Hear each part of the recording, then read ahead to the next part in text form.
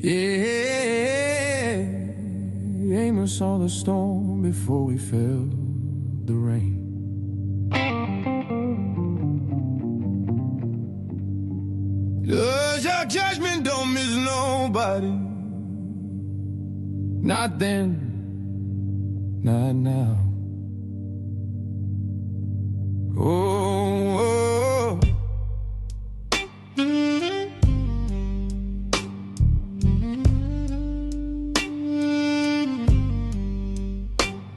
From Zion came that voice, heavy like a lion's roar. Most High calling out the nation, settling every score. Gaza, Damascus tide, he said, I remember what you done. Fire gon' meet your strongholds when the reckoning comes. Ain't no hiding from the truth when the trumpet begins.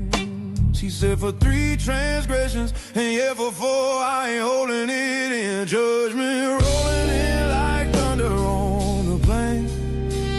Ain't no peace when wicked men keep playing with.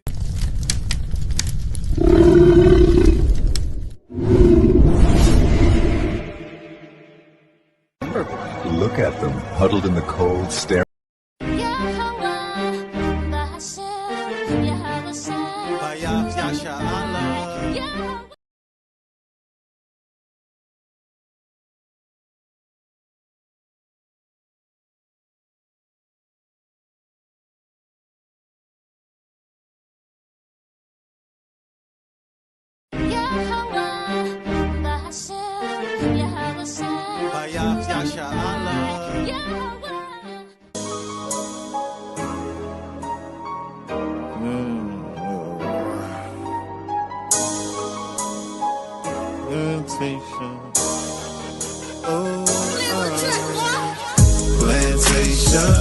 Plantation, 9 to 5 be the time I was wasting. Man, I feel like I need a vacation, saving up for my resignation. Why I feel like my manager hating, ain't the one for no verbal castration. This government ain't giving reparation, we'll go to crime trying to fight the temptation. Joys and tribulations, demonstrate patience in every situation, picking up the pieces to their heart restoration. People broken hearted and in need of salvation. We in captivity, we done lost our history, disconnected from his laws, now there's no integrity. Here's the book and let them see, because they dying in these streets, walking in darkness, and where the carcass is, the eagles be. Walking in darkness and where the carcass around us like vultures, murder on their mind when they approach us. Let your light shine, watch them scatter like roaches. Babylon falling cause we taking back our culture. Heal our land, Abba now, put us back in agriculture. This word burning them up, Romans is a flamethrower. We prophesy destruction, nukes coming, game over. International, continental, ballistic missile. Them bombs dropping like rain, no drizzle. The lake of fire make them sizzle, showing fruits of the spirit. We don't gather figs of thistles. That's the dog, you know, so just like you were saying.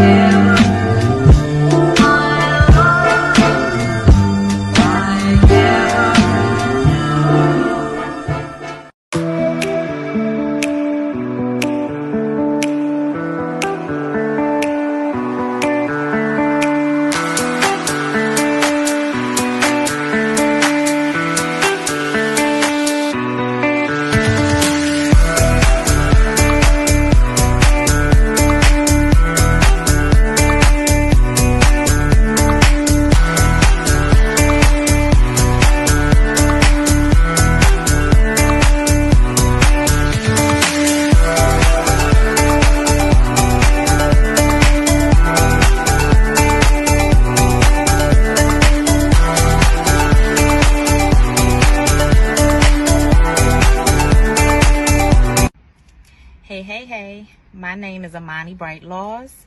I'm a travel business owner. My business is Always Shine Bright Travel, where we help you discover your next bright destination. I want to talk to you really quickly today about becoming a travel business owner. Listen, if your passion is traveling, if your passion is exploring the world, if your passion is wanting to travel and explore the world, then you should become a travel business owner, okay? I have 2 easy ways to get started. Less than 1 minute, okay? The first way, up here, our website, travelagentworkshop.com. And please use my sponsor ID, Always Shine Bright, okay? The second way is a text code. Text the word workshop to the number 281-767-9711. And again, reference my sponsor ID, Always Shine Bright. Okay? Listen, the workshop is free. It's a free 3-day workshop, which gives you all the information on how to get started to become a travel business owner. Okay? Any questions that you have will get answered within that workshop. Okay? So, let me meet you on the money-making side of travel, where you can turn your passion into your paycheck. Y'all know what time it is. It's your boy Chef D-Nail over here at Guess Who's Cooking. Good cooking, good eating, good living. Y'all know how we do it every Sunday about this time, man. We're going to get straight to it. We got the chicken and dumplings, all right? We got the perch fish with the mac and cheese, with the yams, with the 5 cheese toast over here on the Texas side. And, of course, we got the world-famous turkey tips, all right? We also got, on this one, we got the greens with the turkey tails, and we got the spaghetti. You already know what time it is, man. Hit the link. 773-992-4737 is the phone number to place your order every Sunday. All right? And you can hit us up on the Cash App to make payments at Guess Who's Cooking, the number 2. All right? You can hit the www.guesswho'scooking on the World Wide Web. You can catch us on Facebook Marketplace under Guess Who's Cooking, and of course on TikTok, man, at Guess Who's Cooking. Come on down, get your orders.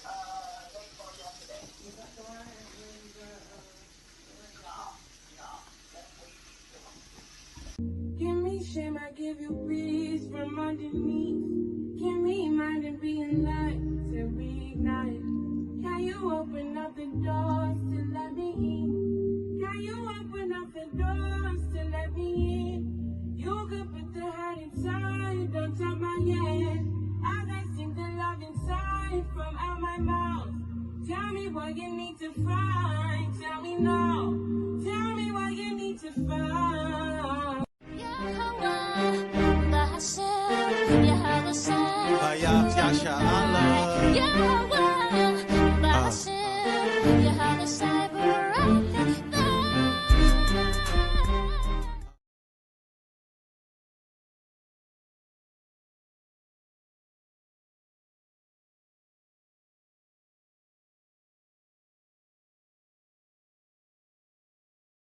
This is the book of 2nd Ezra, chapter 15 and verse 6. For wickedness have exceedingly polluted the whole earth, and their hurtful works are fulfilled. Therefore, saith the Lord, I will hold my tongue no more, as for touching their wickedness, which they profanely commit, neither will I suffer them in those things in which they wickedly exercise themselves. Behold, the innocent and righteous blood crieth out unto me, and the souls of the just complain continually. And therefore, saith the Lord, I will surely avenge them and receive unto me all the innocent blood from among them. Behold, my people is led as a flock to the slaughter. I will not suffer them, nor to dwell in the land of Egypt, but I will bring them with a mighty hand and a stretched out arm, and smite Egypt with plagues as before, and will destroy all the land thereof when it's reaping time.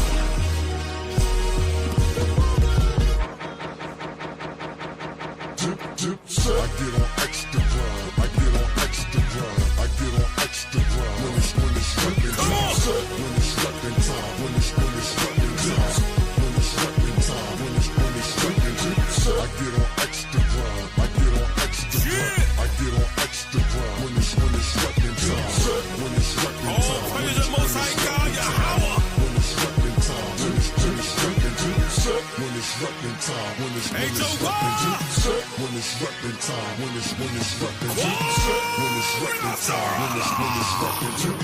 when it's reppin' time, when it's reppin' time. My higher now, he's giving me the extra power, extra hour, cooking on the heathens up an extra flower. Righteous in your faith, yes, I'm a man of faith. Spirit hanging on while the body's up against the faith. The Howard shot isn't God of faith. Pastors are hallucinating, looking like it's with the eight. We on the Howards and the Bowers with the map for real. Rifle skills, touching up the mind like it's massive kill. Like the Howard shot, Judah, we ain't after real. Jacob changed the Esau out the wound to be dropped his heel. I got the seal, it's so real with my seven bill. Red potted from the scriptures, Esau was your favorite meal. You know the deal, you see the Howard shot, it's time to kneel. Judah, we get bodyguards, showing what we got concealed. You got a shock like the ill when you see us grill. Replicate this by your damn throat, then we watch you squeal. When it's reppin' time, when it's reppin' time, when it's reppin' time, when it's reppin' time, when it's reppin' time, when it's reppin' time, when it's reppin' time, when it's reppin' Yo, time. when the Howard shot was here, no, he came to heal, coming back. Now I need the paint like it's Shaq O'Neal. No matter where we all watch, we gon' speak his will, keep it real, strap the devil head up against the steel. The Walking Dead, I'm like, nigga, when he got the seal. Blood from the brains, burnt my eyes like an orange peel. Lord willing for the Howard, we can name it sealed. Judge, jury, executioners, that you can't appeal. We know you're wicked, senior style, know your whole deal. React, respond, we get broken down, overkill. Screaming high notes before you die, so for real. You had Samson on a slave with the grinding wheel. Veins popping out his arm like he popped a pill. Say it to the Howard, and it's mine, but he bite his grill. You think it's safe, cut the hiding, and you're standing still. Infrared, so the heathen hiding in the hills. When it's reppin' time, when it's reppin' time, when it's reppin' time, when it's reppin' time, when it's reppin' time, when it's reppin' time, when it's reppin' time, when it's reppin' time. I get on extra grind, I get on extra grind, I get on extra grind. When it's reppin' time, when it's reppin' time, when it's reppin' time, when it's reppin' time, when it's reppin' time. Peter has an ear, let him hear. Repent, for the kingdom of heaven is near. At hand, real Israelites over here. We ready to take the land, and we still got next. Israelites with no fear, bringing out the truth. Those with eyes will see. So I look through real eyes and realize our fathers inherited real lies. The game got agents, players, and real spies and umpires. Calling strikes, get on the mic and slide. We dumping on them, ready, aim, fire. Nuclear fire, ready to rain on Esau. Answer the calling, inspired by the elders that came before us. Taught us, Christ revealed the spirit of prophecy. Now ain't no stopping these mighty men's of valor. For waging war on wickedness, our kingdom blessed by Yahweh. No more fears, no more tears. Our faith in Yahweh shot. Keep the commandments, laws, and statutes till I die. When it's reppin' time, when it's reppin' time, when it's reppin' time, when it's reppin' time, when it's reppin' time, when it's reppin' time. This is the book of Revelation, chapter 6 and verse 15.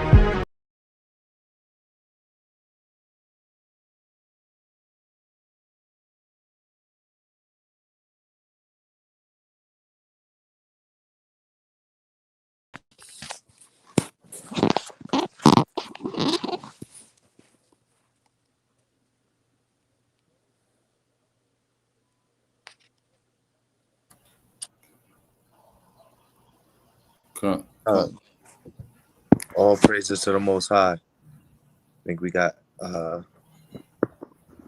everything rocking and rolling. All praise to the Most High. Yahweh Ba'Shem Yahweh Shai, Kahala Yahweh Ba'Shem Yahweh Shai. We give all the praise, the glory, and the honor to the Most High Heavenly Father, and through His only begotten Son, the Holy Lamb of God, the Lion of the tribe of Judah, Yahweh Shai Mashiach Ramalak.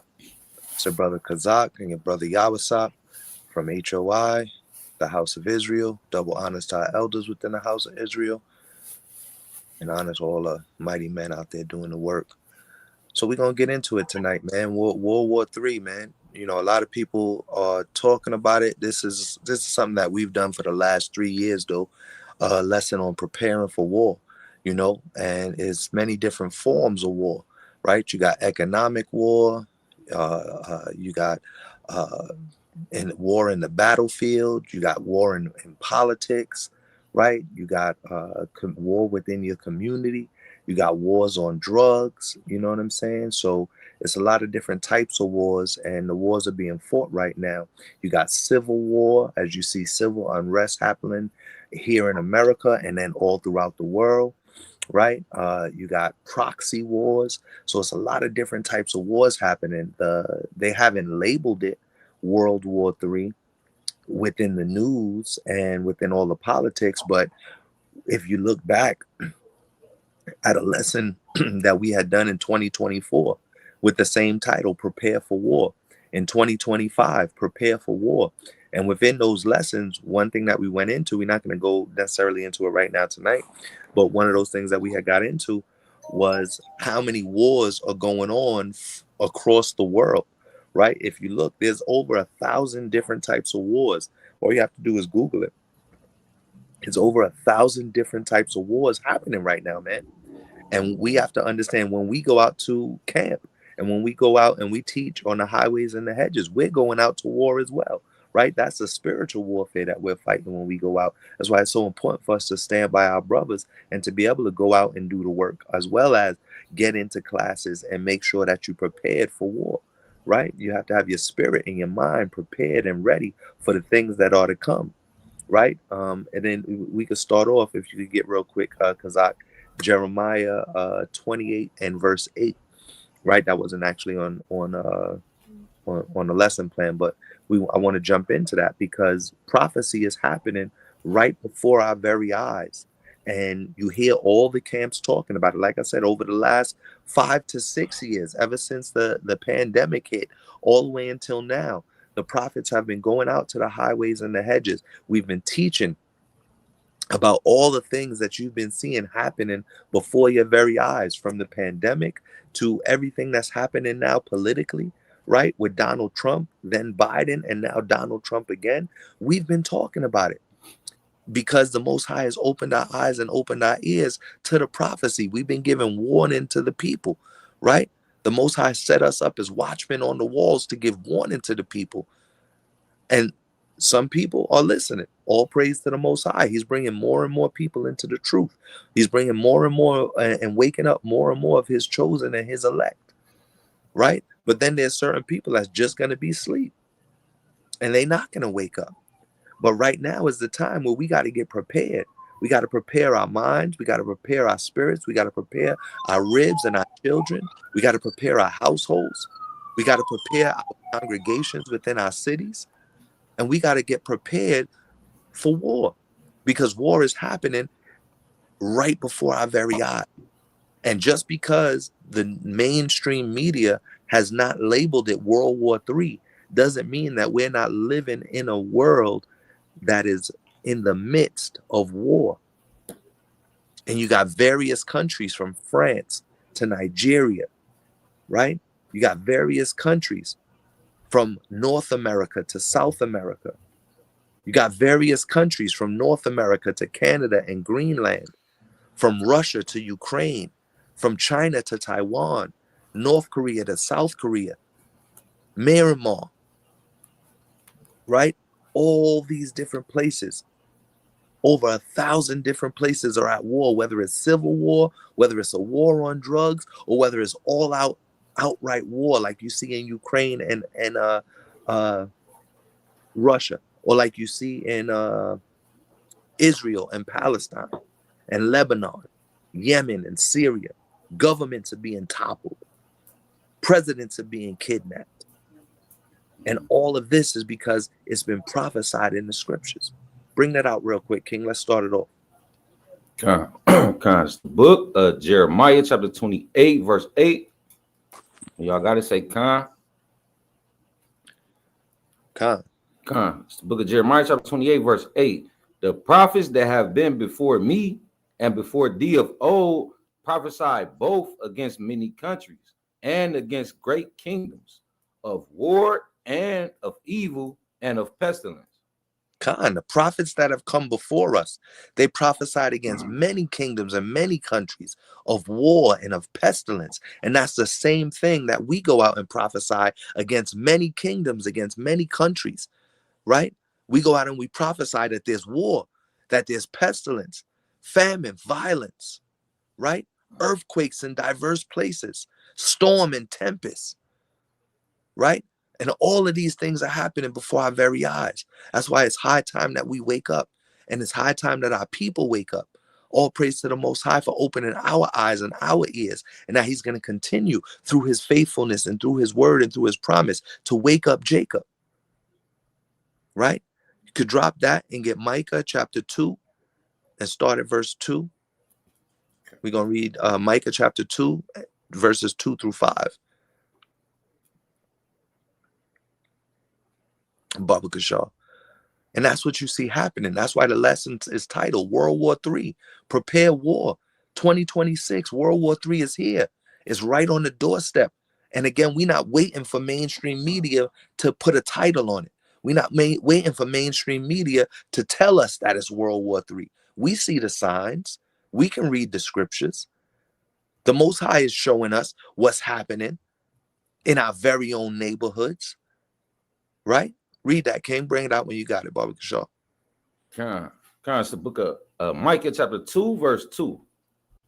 It say, and they covet fields and take them by violence, and houses and take them away. So they oppress a man and his house, even a man and his heritage. They oppress a man and his house. What do you think happened to the president of Venezuela?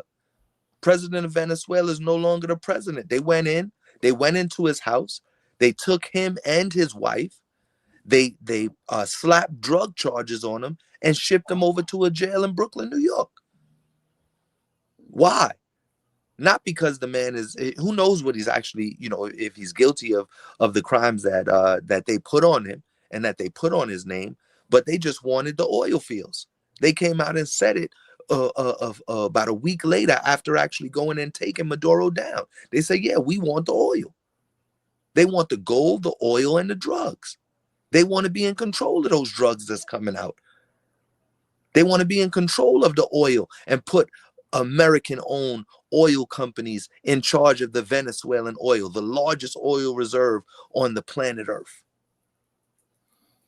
So when the scriptures talk about what it's saying here in Micah chapter 2, they covet fields and they take them by force. They didn't go in with a political strategy. No. For months they were saying, they were dilly-dallying. They were saying, oh, this is what's going to happen. Maduro, you got to come out. You got to give up. And Maduro was saying, no, I'm not giving up. His son said, look, I'm a militant. We're ready to fight for my father. But yet they still went in and they took him, blindfolded him, put him on a plane, and now the country belongs to America. And they telling the world, they daring the world to try and stop him. This isn't the first time that that's happened. They did it in Panama, right? They tried to do it in Venezuela under President Reagan. So they've done these things before. The wickedness of the devil, the white man, and this country that's run by the devil, right? Wicked Babylon, mystery Babylon, is to go out, covet the fields, and take them by force. Go into a man's house and take the man and take his wife, put them under arrest, put them into chains. You saw they had the iron chains on his hands and on his feet. My man was ready to defend himself, but he couldn't do nothing because we went over there dropping bombs. That's how you know World War III is right here and right now. For America to go and do that, for Mystery Babylon, Babylon the Great, to go in and do that, and nobody is speaking out against it. Even his allies, even the allies of Venezuela, are doing nothing but mere talk. Why? Because one is going to allow them to be able to do the same type of maneuvers. Now Russia can go in and take down Zelensky. Russia don't got to sign no peace treaties. Not that they were planning on it anyway. But they don't got to sign no peace treaties now. Because Trump, you went in and took Venezuela and took down Maduro. So how come I can't go in to Ukraine and take down Vladimir Zelensky? You don't think Putin is sitting back with his hands, rubbing his hands together like Birdman right now. He's doing the Birdman hand rub. Putin is ready. You don't think now China is saying, okay, if you could do it over there, what's stopping me from doing it over here? And going into Taiwan, right? North Korea, if everybody doesn't know, North Korea and South Korea only became two separate countries after World War II. And North Korea, Kim Jong-il, wants to unify the country again, right? America was actually in control of North Korea after World War II. And then there was a general, I don't know if we have that video lined up today, but there was a general, and I forget the general's name, but an American general who was left in charge, and then the country got split in half, North Korea and South Korea. And ever since then, North Korea has wanted to take over South Korea and unite the country. So what's stopping Kim Jong-il? Remember, the heart of the king is in the hand of the Lord and moves about like a river. Right? You go to verse 3. Micah chapter 2, verse 3.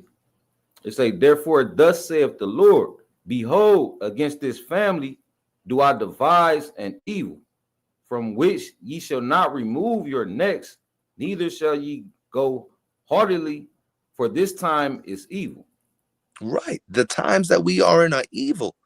And against Donald Trump and his family, against Mystery Babylon, America, and all their politicians that set these rules in place to oppress us.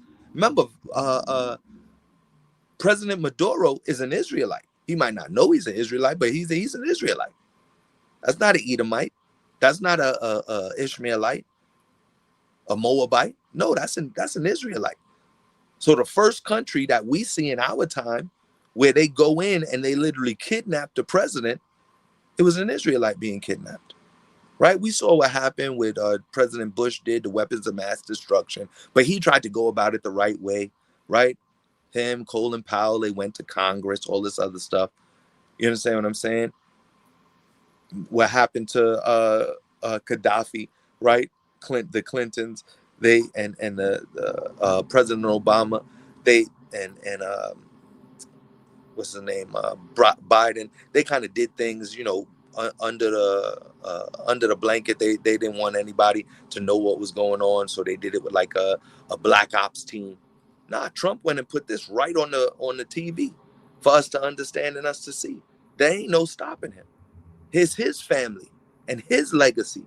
That's why the Most High said they are evil, and this is evil times that we in, right? You could drop that and get Isaiah chapter 5 and verse 8. Before you read it, go ahead and play the video for us, King. We're going to play video number 1 and video number 2. And then we're going to get to our Isaiah 5 and 8. Barbara Shaw. So you got the link. Tech team got the link for the video. Should come up. All praise to the Most High. That's video 1 and video 2. We're going to drop those both.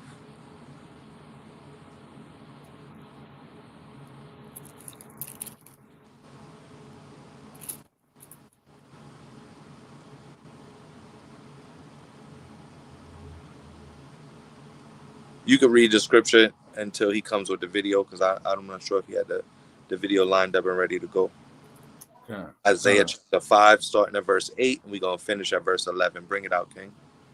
Book of Isaiah chapter 5, verse 8. It say, woe unto them that join house to house, that lay field to field, till there be no place, that they may be placed alone in the midst of the earth. And mine ears, go ahead, bring it out. Verse 9, it say, and mine ears said the Lord of hosts, of a truth, many houses shall be desolate, even great and fair, without inhabitant. Yea, 10 acres, 10 acres of vineyard shall yield one bath, and the seed of a homer shall yield a ephah. Woe unto them that rise up early in the morning, that may follow strong drink, that continue until night, till wine inflame them. Right. And that's what you see what's happening with our people, man. Our people is drunk. They drunk off of all of the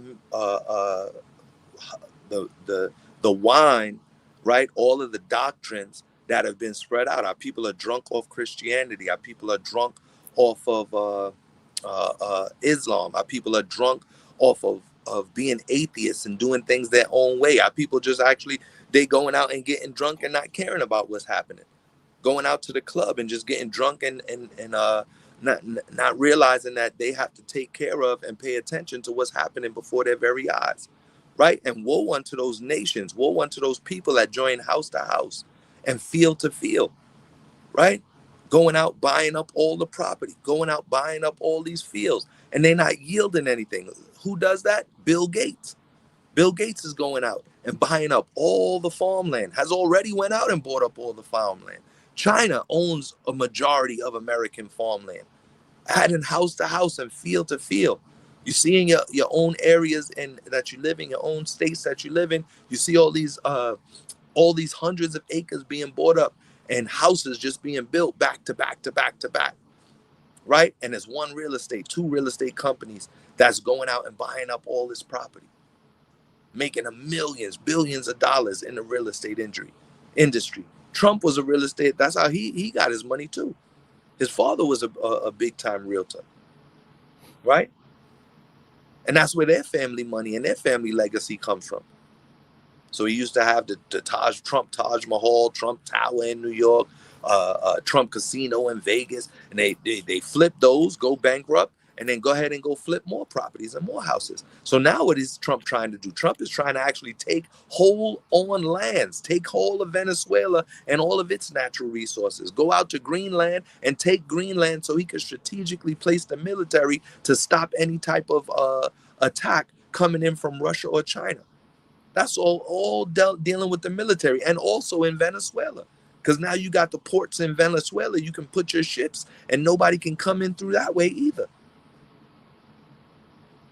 So it's all got to do with war. It's all that you see happen. It has to do with being prepared for war. Trump wants Greenland to prepare for war. Trump took Venezuela in the guise of war on drugs by saying Maduro was one of the biggest narcotic dealers ever. Put that man in El Chapo status. Right? And then went and took the country, and now he's going ahead and going to make millions and billions. All his friends is going to benefit off of this. So woe to them that go out and take these fields. That's why it's called the oil field. He's trying to take all the oil fields, add all these oil fields up, take Greenland, buy out all the houses in Greenland. All of it has to do with war. Go ahead and play the video when you got it, King. I have to enlarge the screen. I see you got the video there.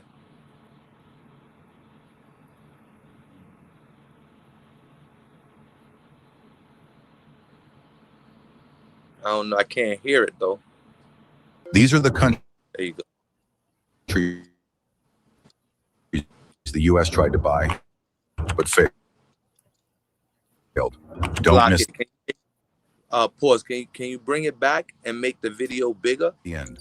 Number 5, Cuba.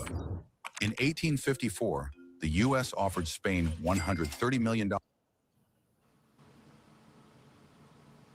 for Cuba. This video is going into all the different Madrid countries that we refused. tried. Number 4, Iceland. After purchasing Alaska,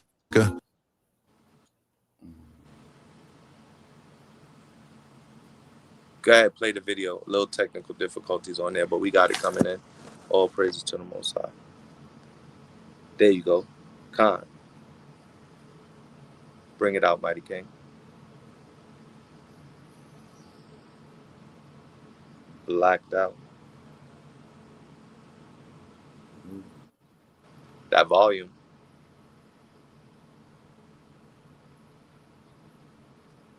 You gotta get the volume on. Yeah.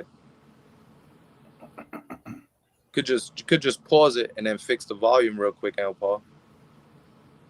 Baba Kishore.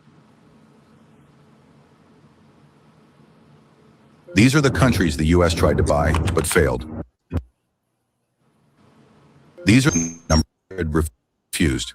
Number 4, Iceland wanted to even negotiate. Went back off. One of the first countries we tried to go and take was Cuba. You know what I'm saying? And that was back in the 1800s. They've been doing these things for hundreds of years. It's nothing new. Just like the scriptures say, it's nothing new under the sun. So what you see Trump doing in the whole world, that's why they put it on the news, to cause uproar of the people, right? They want the people to cause uproar. They want to test you to see how far they can go without you going and acting up and so on and so forth. And then they want to test you to see, okay, if you let us go this far, then you're gonna let us take another extra step and another extra step. And that's what they're doing, but they've been doing this since the early 1800s. Like when we play the video, you're gonna see it's gonna show the top 5 places that America tried to go and buy out, which is what they're currently doing in Greenland. Right? And during the times all of these different things was happening, it just so happens that there was war going on. So when they tried to buy out Cuba, there was war going on. Try to buy out Iceland, look at the time frame, it was war going on, right? Either that or we had just finished out a war. We either just began, was in the middle, or had just finished a war, all within those time frames. Go ahead and play the video, Kane. Barbara Shaw. These are the countries the U.S. tried to buy, but failed. Don't miss the end. Number 5, Cuba. In 1854, the U.S. offered Spain $130 million for Cuba, but Madrid refused. Number 4, Iceland. In 1868, President John Mark didn't even negotiate.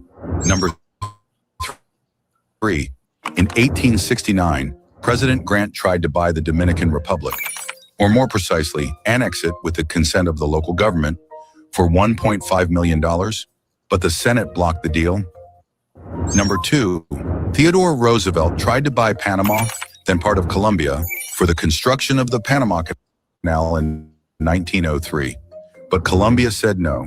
The U.S. then helped Panama become independent and built the canal. And finally, at number 1, the country the U.S. tried to buy twice. In 1946, Truman offered Denmark $100 million in gold. And in 2019, President Trump. Enjoy videos like these? Please follow our page for more facts. Khan, you can load up video too. I don't know why that one was a little chopped up. We're going to play it in a second. But if you notice, one of the reasons why I wanted to play that video is, again, during each of those time frames, listen to the presidents that was named. All of those presidents that were What would happen if that was trying to go out and buy those lands, there was major wars happening. When they mentioned President Grant, when they mentioned President Johnson, when they mentioned, who else did they say? And what was his name? Trump, right? All of these presidents were going through and had major wars going on at the time. All of these time frames, there was major wars going on. During the Trail of Tears, during the Civil War, right? During the Spanish-American Revolution, right? All of these different time frames you see, from the 1700s all the way to the early 1900s. In 1946, when we went and we tried to buy Iceland, right? President Roosevelt, when he went and tried to buy Iceland, World War II had just ended. That was a year or two right before 1948, and they gave the 1948ers our land through the Balfour Declaration. So all of these things are happening during the time of major, major wars. And the last one that they mentioned prior to Trump, during President Roosevelt's time in 1946, that was around the time of World War II. And then they sped it up to currently and showed, look, we tried to buy Greenland way before Trump. Trump came in and carried on the process in 2019 and was denied. So you don't think right now why he's doing what he's doing? He knows. These are strategic areas that we were trying to get because of the wars that were happening at the time. Most of us, I didn't even know until watching the video and then doing some research on it, that America tried to buy the Dominican Republic. Had no idea. But guess what? If they would have bought the Dominican Republic, they would have had more control over Haiti. because then they would have been able to bring troops in against Levi. But Simeon wasn't letting that happen, right? They tried to buy Cuba originally from Spain, because Spain was who was in control of where Manasseh lives. That's again how you know that the 12 tribe sign is true and part of the truth. Unlike you have certain Israelites running around now saying that the 12 tribe sign is false.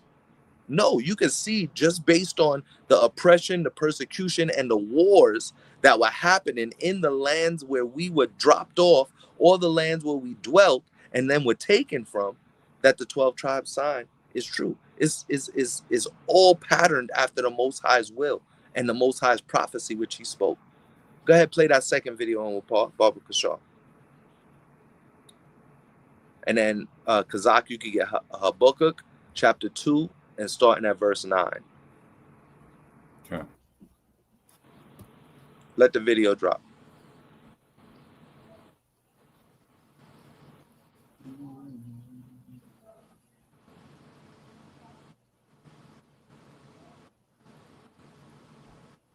You got it, Anil Paul?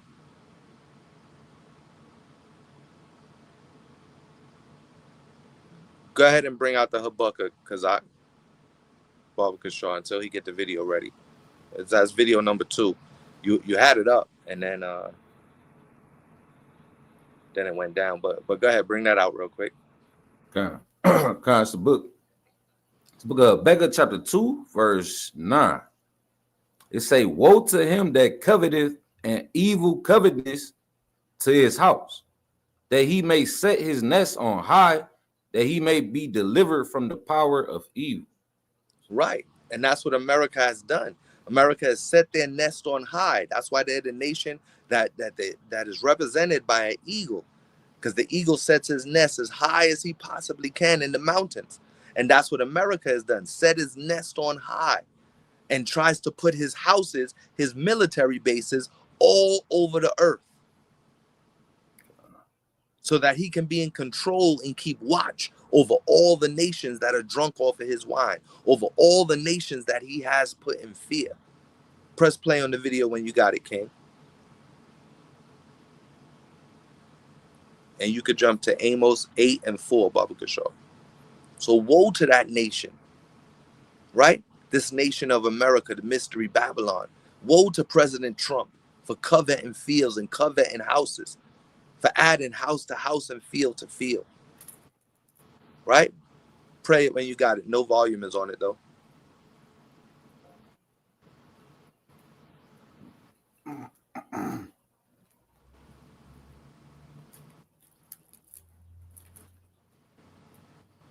There it go. The United States built an American empire right now.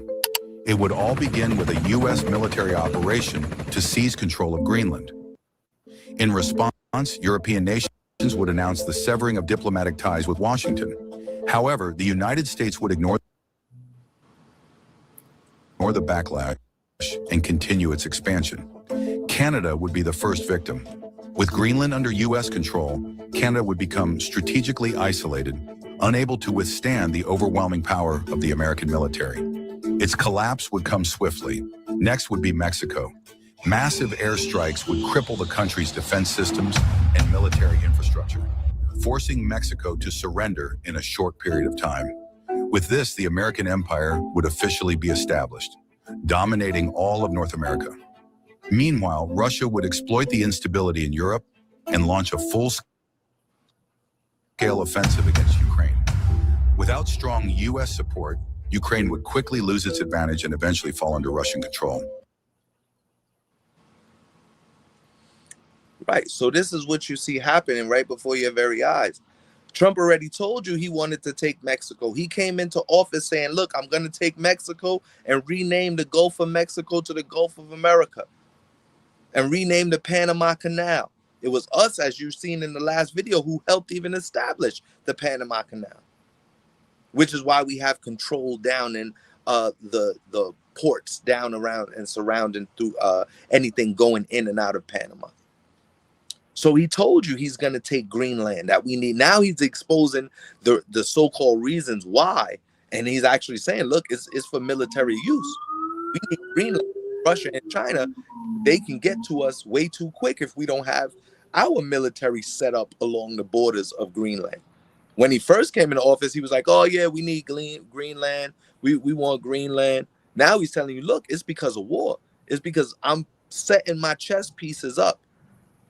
Remember the old game Battleship, where you had the battleship on one side and you try to put your ship in place to bomb the other person's ship on the other side, right? They got tons of video games about war, modern warfare, right?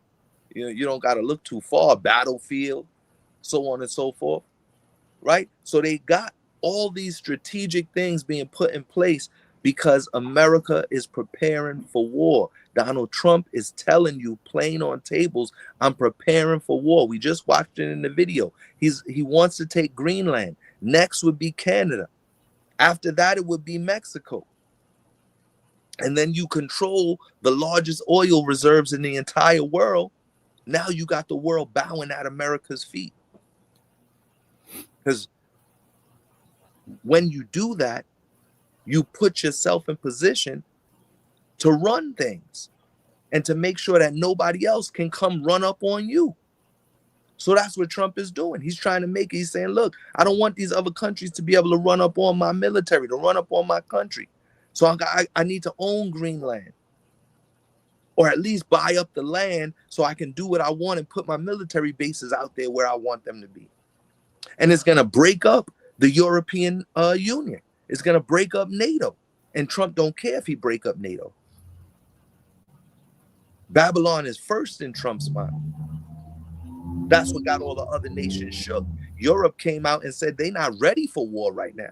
Europe came out and said, look, we don't got the troops. We don't got the weapons to be able to handle an all-out war from Vladimir Putin. So that's why I said Putin is sitting back with the baby hands right now, like, yo, I'm ready to go. Because now he knows in Europe's own admittance that they're not ready for war. And now Trump knows, Europe, you got to do what I tell you to do, because I'm your biggest ally. So if I'm telling you, in order to stop Russia, who is your biggest threat, that I need Greenland, you're going to bow and eventually give me Greenland. They just playing politics in front of you right now. Right? Greece, France, Luxembourg, these are the 10 horns. The United Kingdom, Ireland, Belgium, Italy, the Netherlands, Germany, Denmark. So who the heck owns Greenland? Denmark, one of the 10 horns, part of the European Union, part of NATO. So when you see Trump breaking into Denmark, when you see him breaking down, and you see France saying, look, well, we're going to leave NATO. If y'all let Trump take Greenland, then we leave in NATO, because nobody got France's back while they over there fighting in Africa against the Nigerians. Because there's war going on between France and the Nigerians right now. They just not putting it on your TV. You got to do research to find it out. But France is at war right now. That's why every couple months you see an uproar happening in France. And all these nations were all involved in World War I and II. Right? So you got the 7 heads and the 10 horns all being involved. Russia, Britain, Spain, Germany, France, Rome. Those are the 7 heads. And we just went through the 10 horns. All of them being involved in war with the little horn, with the great beast, with Mystery Babylon, America. Right? Bring that out. Amos chapter 8, verse 4. It's the book Amos chapter 8, verse 4. It say, hear this, O ye that swallow up the needy, even to make the poor of the land to fail. Saying, when will the new moon be gone, that we may sell corn, and the Sabbath that we may set forth wheat, making the ephah small and shekel great, and falsifying the balances by deceit. Start it again from the top, verse 4. Verse 4 say, hear this, O ye that swallow up the needy. Hear this, O ye that swallow up the needy. You see what's happening to our people, the poor of our people. right? You see what they doing. We're going to watch a couple of videos. This is happening to all the tribes. This is happening to Gad and Reuben. This is happening to Manasseh. This is happening to Benjamin. This is happening to Judah. This is happening to all the tribes. This persecution that's being brought upon us is happening to all the tribes. They're not having no care for our women and our children. They going in and they persecuting the poor and the needy, and they don't care about it. Right? It's happening to all of us. You could drop that, King, and get 1 Thessalonians chapter 5 and verse 3 and play the video, number 3. We're going to go in order. We're going to play 3 and 4 back to back, and then we're going to jump into the scripture. Try and get through everything. Barbara Shaw. You can play that video number 3, and then we'll get into 1 Thessalonians chapter 5 and verse 3. It'd take a couple minutes for him to get the video. You could just go ahead and bring the scripture out, King. Comes the book of 1 Thessalonians chapter 5 verse 3. For when they shall say peace and safety, then sudden destruction cometh upon them. Right. When they say peace and safety, sudden destruction is coming. That's what you see happening right now.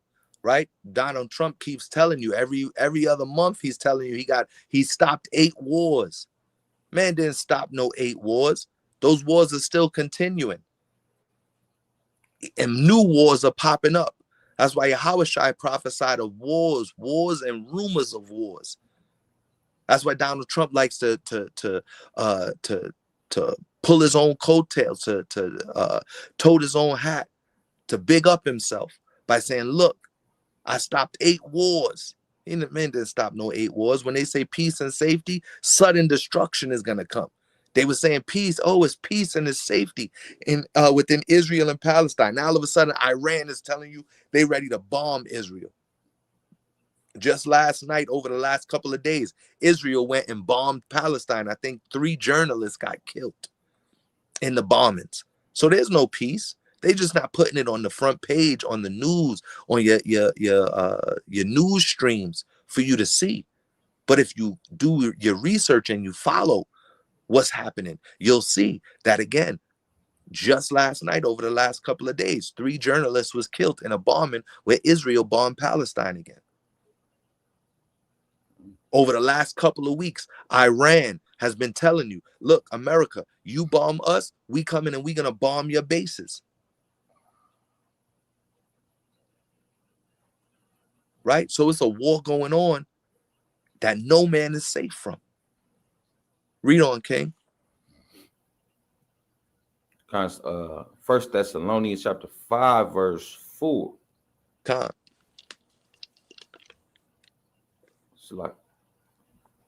Verse 3. Finish up verse 3.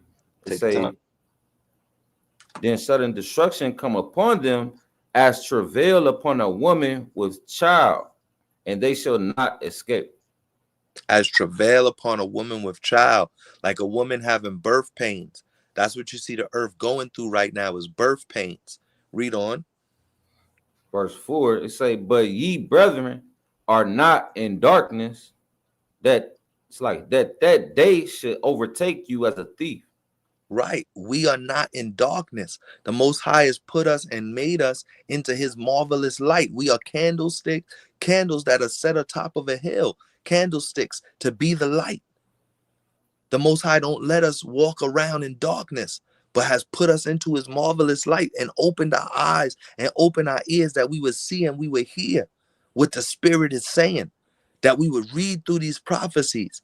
And the Most High would give us wisdom, knowledge, and understanding to break them down, to discuss them amongst ourselves, to break them down on class and showcase this is what the scripture is talking about. When it's talking about those people covered in fields, when it's talking about those evil and those wicked people that are going out and persecuting the needy. This is what's happening right before your very eyes. Read on, King. We're going to go to about verse 7. Verse 5. It say, ye are all the children of light and the children of the day. We are not of the night nor of darkness. God, we're not of the night nor of darkness. We are children of the day, children of the Most High, sons of the living God. Read on. Verse 6, it say, therefore let us not sleep as do others, but let us watch and be sober. Don't sleep. Watch and be sober. Wake up. It's about high time we wake up. Don't sleep, watch and be sober, and that's what we're doing. We're watching and we're sober-minded. That don't mean for that we never gonna have a glass of wine, that we never gonna have some strong drink. No, when it says watch and be sober, it means don't get drunk off these other doctrines that's coming out. Don't get drunk or and have an itching ear and always be looking for the newest doctrine. So many, people don't realize how easy it is to have an itching ear, and you go out and you searching for something to please your spirit, even though it's going against what the Most High says. You just want to hear what you want to hear because that's what you going through. You just want to hear what you want to hear because that's what you read the Bible and believe. You want to hear what you want to hear because that's what everybody around you is accustomed to saying and accustomed to believing. No, have a sober mind. Don't get drunk off of Mystery Babylon and the wine that they've poured into everybody's cup. Don't get drunk off these new doctrines that's dropping. Hold fast to your first love. Hold fast to that which you have known and been taught. That doesn't mean don't evolve. That doesn't mean don't expand your understanding, but don't let go of the core elements and the core ingredients to the recipe. If it wasn't for the 12 tribe sign, how many of us would have known that we was Israelites? If it wasn't for someone coming and telling us that we are Israelites, are the chosen people, unique and special to the Most High, loved by the Most High, that salvation is for Israel, and Yahushua came to find the lost sheep of the house of Israel, we will all still just be Christians, believing that everybody could be saved. That God so loved the world means that God loves everybody in the world. We wouldn't understand the truth of the scriptures. So stop trying to go find a new doctrine. Gets me mad with Israelites, always searching for something new, never happy and content with what the Most High gave them. Got to go out and find a new doctrine and a new camp and a new teacher. And look what happened to most of these people that do that. They end up falling out the truth, or something ends up happening where they get revealed and shown for who they truly are. Money-hungry preachers preaching for filthy lucre's sake. Play the video, King. I see you got it up. That's video number 3. All praises to the Most High. Which country is most hated by nature? I mean, if we take all natural disasters, where do they happen the most? If we look at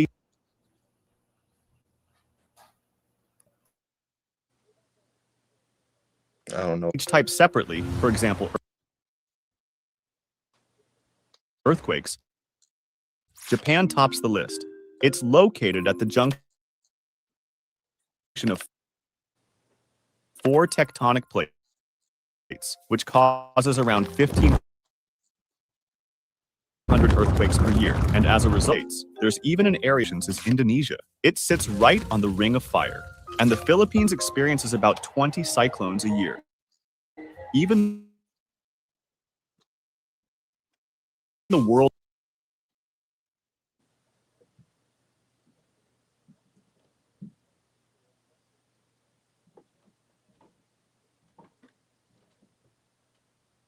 States.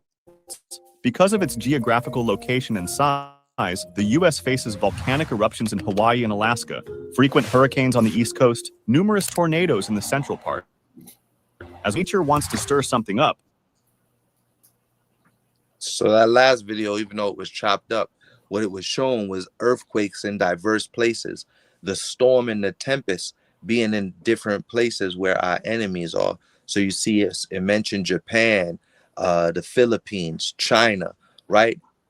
Indonesia, all these different places where you see natural disasters, so-called natural disasters, because it's actually the Most High visiting the earth, sending the storm and the tempest, sending earthquakes in diverse places to show us that we are in the end times. And then it culminated in the video and came to a conclusion in the video by saying that America is the #1 place where you see the storm and the tempest, earthquakes and fires on the West Coast, tornadoes in the Midwest, super cold in the northern Midwest over where my brother Kazaka is, freezing cold out there, and then over here on the East Coast, not tornadoes, what they call hurricanes, and different natural disasters that attack on the East Coast. So out of all the places in the world, the Most High has his storm and his tempest and his earthquakes attacking America the most. Next would be Moab,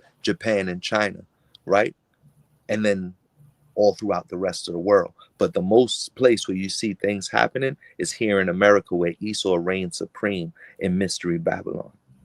And there's a reason for that. That's because of what they did to the Most High's chosen people when we were over here. So the Most High is attacking them and has war going against America and war going against Moab and Ammon, right?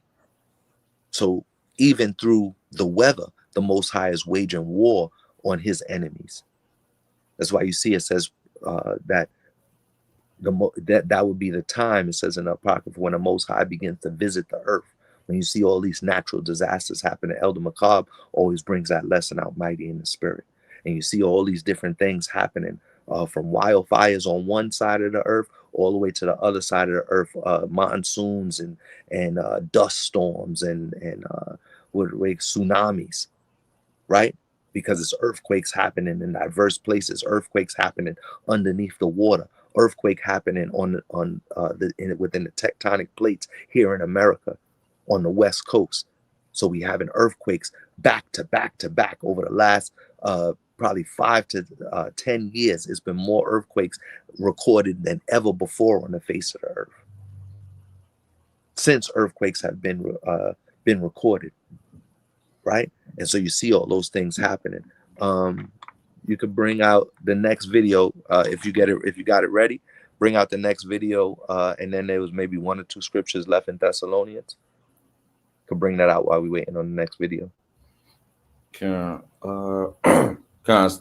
First Thessalonians chapter 5 verse 7. 6 verse 6. It say, therefore let us not sleep as do others, but let us watch and be sober. For they that sleep, sleep in the night, and they that be drunken are drunken in the night. Read on. But let us who are of the day be sober, putting on the breastplate of faith and love, and for an helmet the hope of salvation. Putting on the breastplate of faith and love and hope of our salvation. That's what we're hoping for. That's what we have faith in, that Yahushua is going to come back with the chariots of the Most High and deliver us up out of this wicked country and deliver us up out of this wickedness and this captivity. We've been so long in captivity. We pray that our captivity and our persecution comes to an end.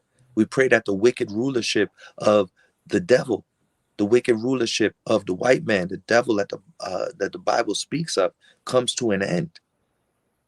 And we pray that the Most High wakes up his chosen and his elect and seals us and brings us into harmony with the Most High by writing the laws, statutes, and commandments on our heart that we won't break them again. Right?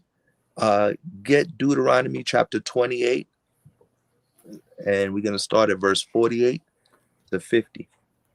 Show. And then we're going to let the video play.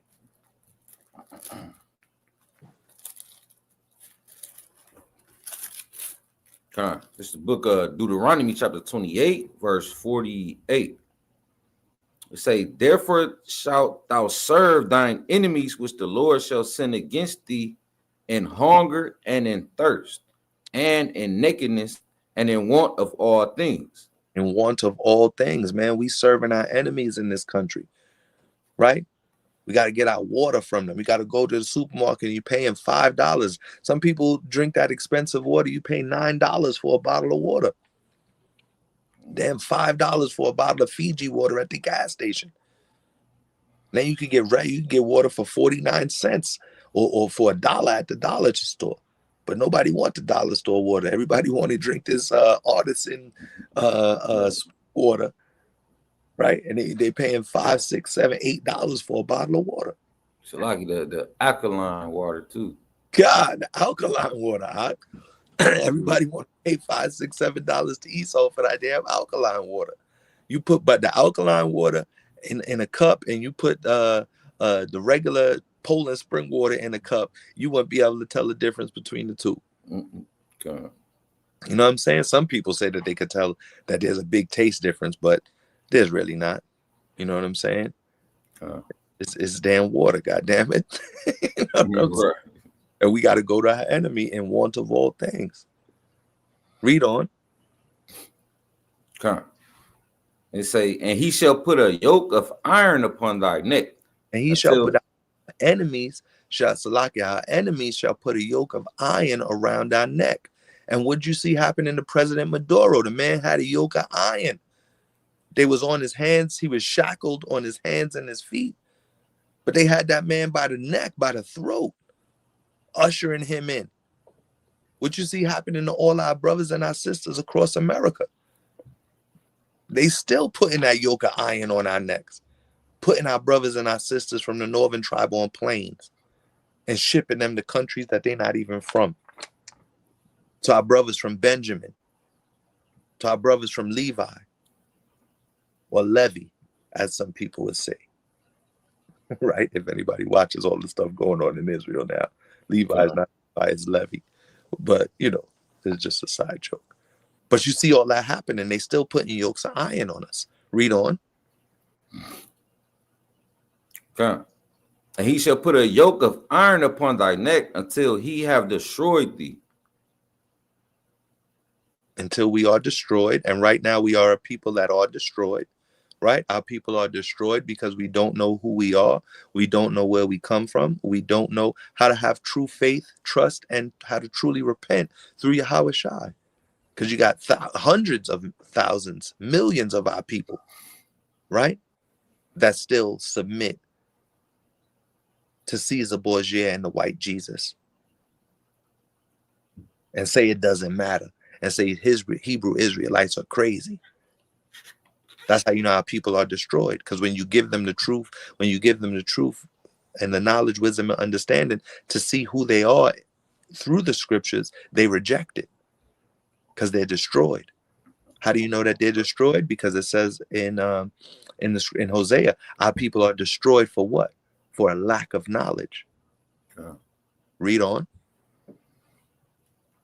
Verse 49. It say, the Lord shall bring a nation against thee from far, from the end of the earth, as swift as an eagle flieth. As swift as an eagle flieth. That eagle that sets their nest upon high, that sets their nest above all the other nations. Who is that nation? The nation of Esau, which is now the nation of America. Remember, the Most High prophesied to Rebecca, to Rebecca, that it would be two nations in her womb. One nation is the nation of Israel. The other nation is the nation of Esau, who has now went and hunted and conquered the entire known earth. So that other nation was Esau. And we didn't know Esau to be a nation, right? Because when we were in the wilderness, Esau hadn't formed fully as a nation, right? And by the time you get to Esther's time, Esau wasn't a nation. By the time you get to Yahawashai's time, Esau wasn't a nation. They were ruling over our nation with King Herod, the Idumean. So it wasn't until you get to Greece, till you get to Rome, and then till you get to Europe and the United Kingdom, that now Esau has become this nation, right? Because through Rome went into Europe and unified the Franks and the Gauls and the Brits, right? All of those other white nations that were all separate and fighting with each other. Rome had went up there and unified them. Greece Rome took over the Grecians, even though Greece still stood, but it was being run by Rome, right? So it was through Greece and Rome where now the nation of Esau started to formulate, and then eventually formulated into what we know as the European Union, the 10 horns, and then formulated into America after taking over our people and bringing our people over here, right? Go ahead and play the video, King.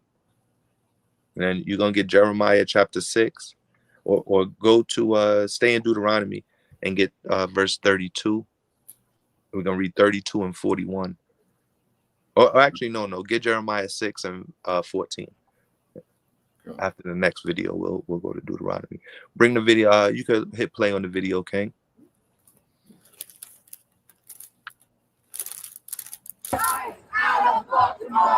Today, we're at the Casa March against ICE raids. In the past few weeks, in multiple Baltimore City communities, there has been an increased report of undocumented individuals being taken by ICE in retail spaces. Casa has reported in the past 3 weeks 16 people being taken off the street.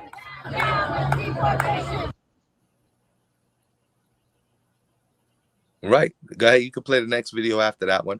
That's right here in Baltimore. That's right here in the DMV in my neck of the woods. And you didn't see nobody went and seen that on their local news, that they was out here taking people in Baltimore. ICE is raiding people's houses. ICE is raiding people's jobs. You're not safe in your own house. You're not safe at work. You're not safe while you out there driving the car. ICE is coming for you. And Trump sent them. And the only way to have protection is to be girding up. Gird up your loins and gird up in these scriptures. Need to be in your house reading the scriptures, teaching your family what's going on. Need to be watching videos. Need to be reading your scriptures. Because guess what?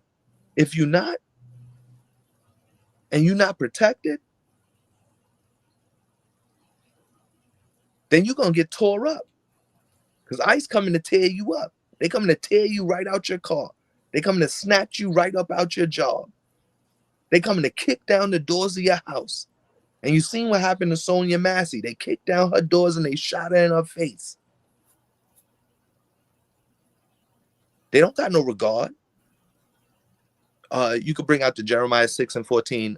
El Park, go ahead and let the next video play. Once you play it, we'll stop reading. Put it on the screen. We'll go to the video. But go ahead and get Jeremiah 6 and verse 14, Barbara Shaw. We can read 14, 17 until he gets the video up. This book of Jeremiah chapter 6, verse 14. It say, they have healed also the hurt of the daughter of my people, slightly saying peace, peace, when there is no peace. Right. They come to our people, right? They come to the Most High's people, which he calls the daughter of his people. That's us, right? They come to us and they say, look, it's peace. Don't worry about it. It's peace. It's peace out here. It's peace in the streets. But really ain't no peace in the streets. Go ahead, play the video, King. They snatching people up from Baltimore to Minnesota, to California, to Texas, to New York. Go ahead. You can let it play when you're ready.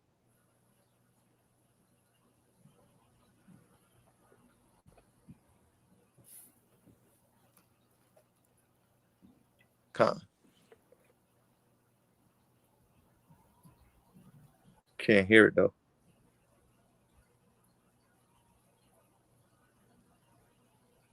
Rochester authorities say Geraldo Lunas Campos was arrested here in July and had an extensive criminal in Texas, and his death will likely be investigated. This video is about a brother from Cuba, the tribe of Manessa, who they went and they killed. They got investigated. They kill you and just call you a drug dealer. They could do that to the president of another country. What makes you think they can't run up in your house on Main Street and knock down the doors and put you in cuffs and whisk you away with a mask on your face? You don't even know.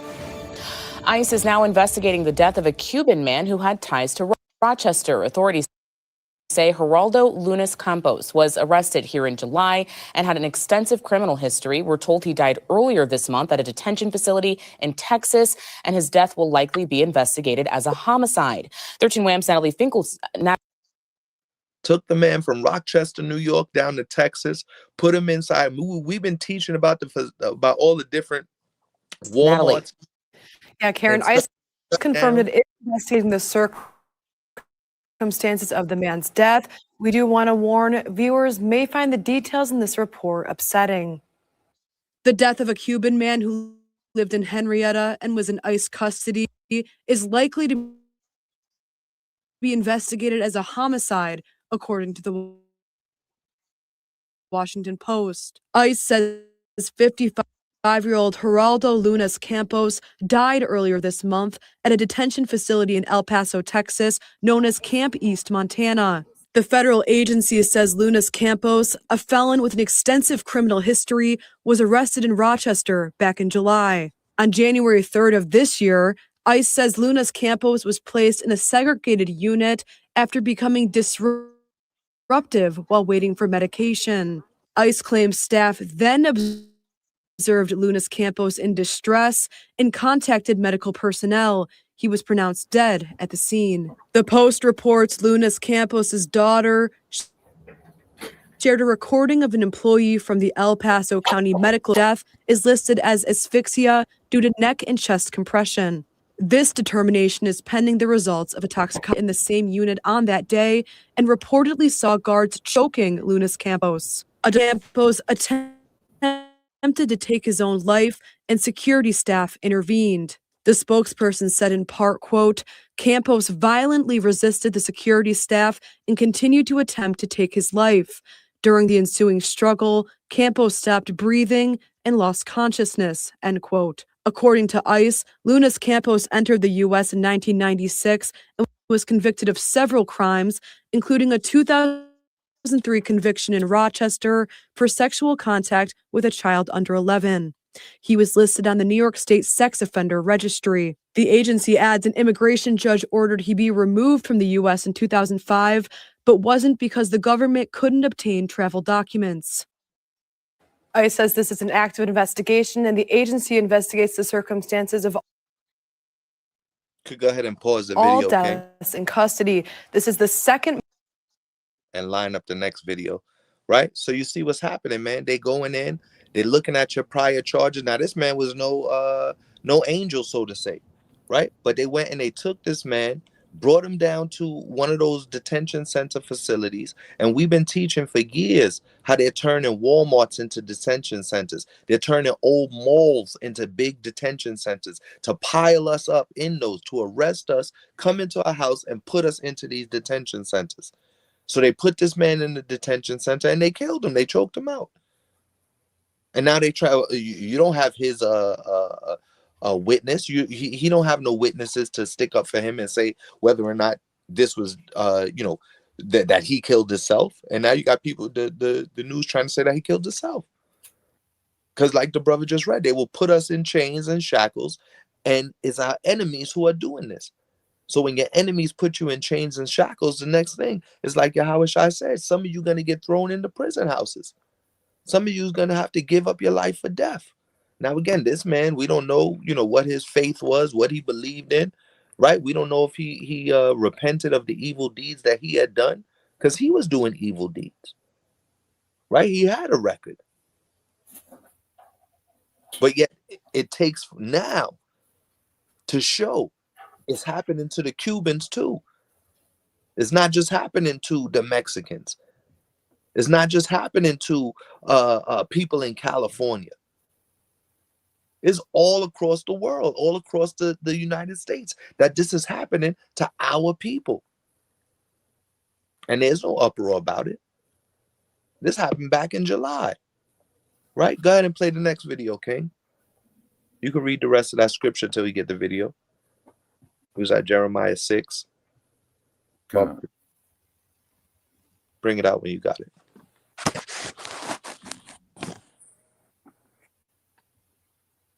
It's the book Jeremiah chapter 6, verse 15. It say, were they ashamed when they had committed abomination? Nay, they were not at all ashamed, neither could they blush.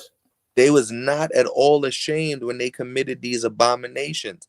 These people that's walking around in the LGBT community, they not ashamed when they commit abominations. Our people, we talk to people as with stuff so simple as, hey, you need to stop eating pork. They not ashamed of the abomination of eating pork. They gonna keep on doing it. And they'll look you square right straight in your face and tell you that they don't care. They're gonna keep eating that pork sandwich. They're not ashamed of their abominations. This nation is not ashamed of the abominations that is represented by. Read on, King. I gotta charge my phone. It say, nay, they were not ashamed, neither could they blush. Therefore, they shall fall among them that fall. At the time that I visit them, they shall be cast down, saith the Lord. And the Lord is going to cast them down. And that's why it says now is the time when the Most High is visiting the earth, right? Could drop that and get Ezekiel 22 and 29. And you could play the next video, King, when you got it. Not the rest of this one. You could play the next video when you got it. Charge.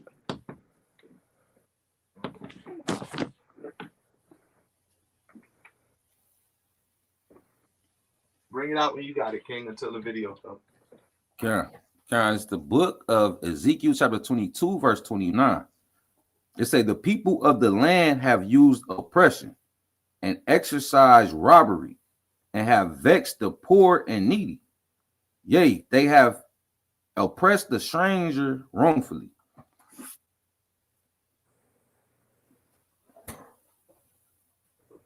Read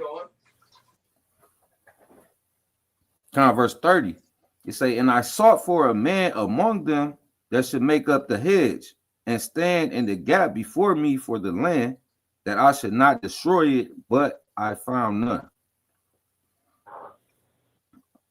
Can let the video play.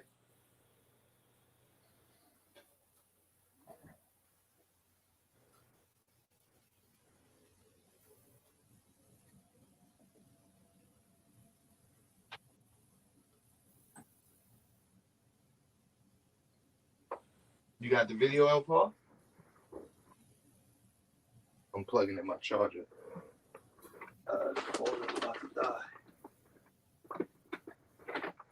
And I finally caught it before it dies. Usually I always let it die. Why are we seeing Americans being asked on the street to provide proof of citizenship in Minnesota? Is that targeted enforcement? And are you advising Americans to carry proof of citizenship? In every situation, we're doing targeted enforcement. If we are on a target and doing an operation, there may be individuals surrounding that criminal that we may be asking who they are and why they're there and having them validate their identity. That's what we've always done, and asking people who they are so that we know who's in those surroundings, and if they are breaking our federal laws, we will detain them out of Minnesota. And how would you out of Minnesota? They are violent and in violation of the law in many places. I discussed with the president of operations. We did discuss the Insurrection Act. He certainly has the constitutional authority to utilize that. My hope is that this leadership team in Minnesota start to work with us to get criminals off the streets. Remember, we are there in surge operations because of the largest fraud scheme in American history. We had people stealing from taxpayers, stealing funds away from the most vulnerable individuals in this country, people who needed mental health services, developmental services, autism, daycare.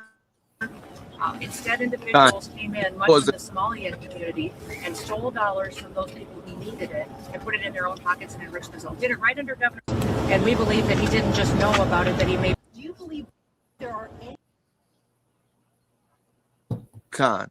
So right now, what you see the head of Homeland Security saying is that they are going to require people to carry around ID. Like you might have to drive around with your passport. If you don't got that new real ID they talking about, it's going back to the same days of the slave catchers, that you got to have your papers on you. And if you don't got your papers on you, then you're going to be put in jail. If you don't got the proper identification on you, then you're going to be put in jail. And that's what they're going to start requiring of people, that they got to have their green card on them.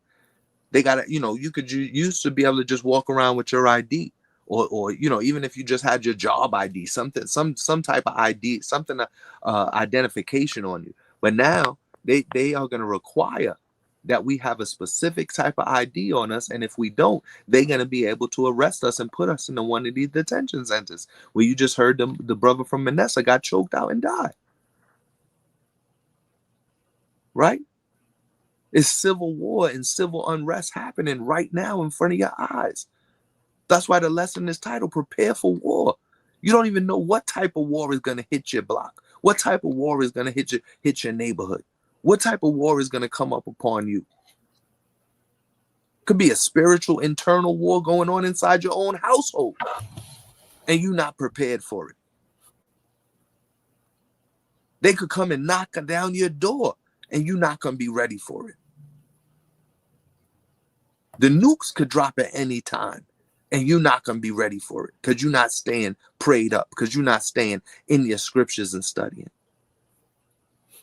Because you got all the cares of this world have come and snatched up the word from you and choked out the word. There was no deep root of the scriptures and the word in you.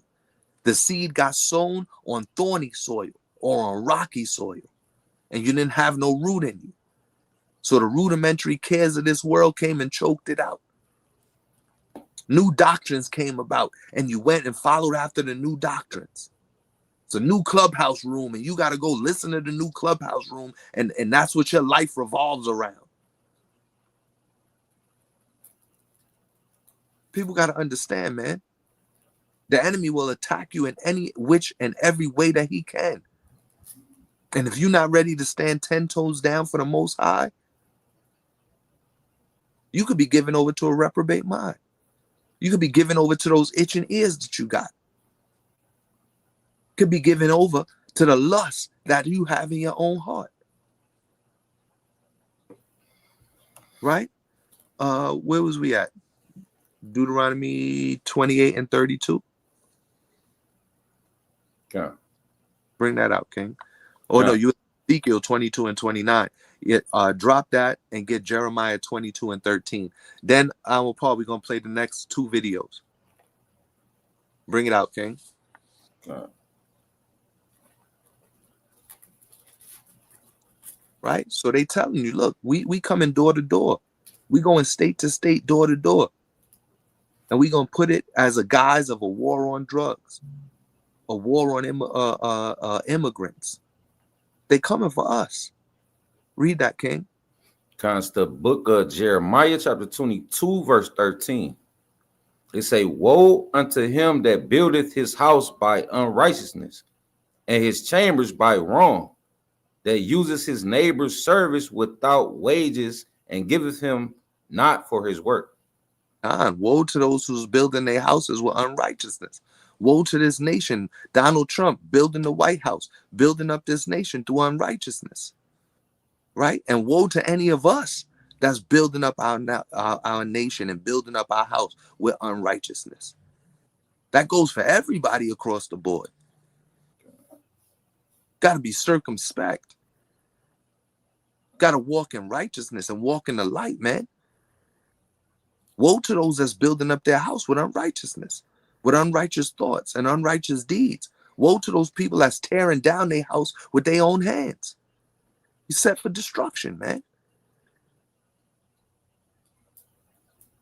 To get your own way, you're going to tear down your own house and not care, because it don't matter as long as you get what you want. Right? Drop that. Give me 2 Timothy 3, verse 1. And then, Paul, you got the video? Could let that next video play.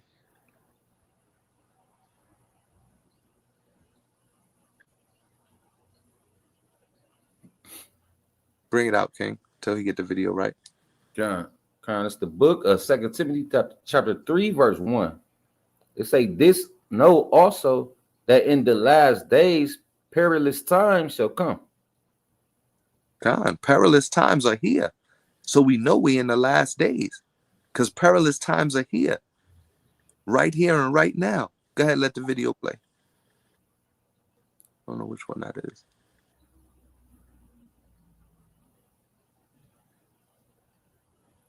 Read on till he get the video going. Verse 2, 2 Timothy chapter 3, verse 2. For men shall be lovers of their own selves. Lovers of their own selves. Read on. Covetous, boasters, proud, blasphemers. Covetous and proud. What do you see happening even within our own nation? People are covetous. They want the next man's spot. People are boasting. They got the best doctrine that you ever heard of, the newest doctrine that you ever heard of. Right? Proud. Pride is the downfall. Our women, proud. Blasphemers. People blaspheming and lying against the scriptures. Right? Go ahead and play the video, King. If you had it up, we reading until you get the video. Once the video start playing, we'll jump right into it. Right? Could drop that and get Luke 21 and 10. And when you have the video, and we'll play that next video. They all should have been in order.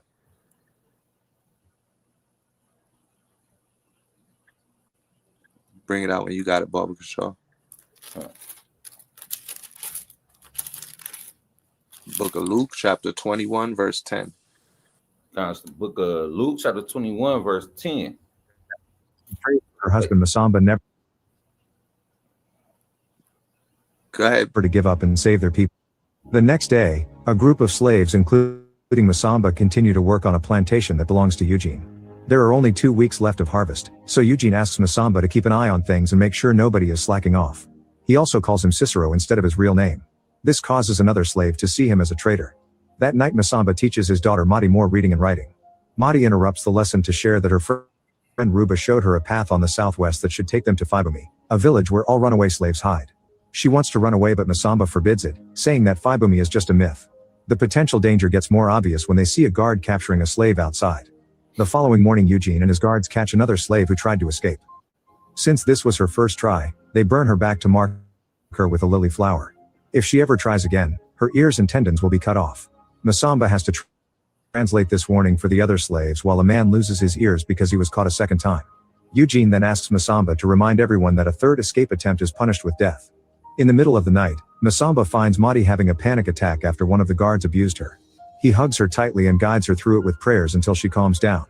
Afterward, Madi insists they should kill all their masters and run, pointing out that the other slaves will follow him as a leader.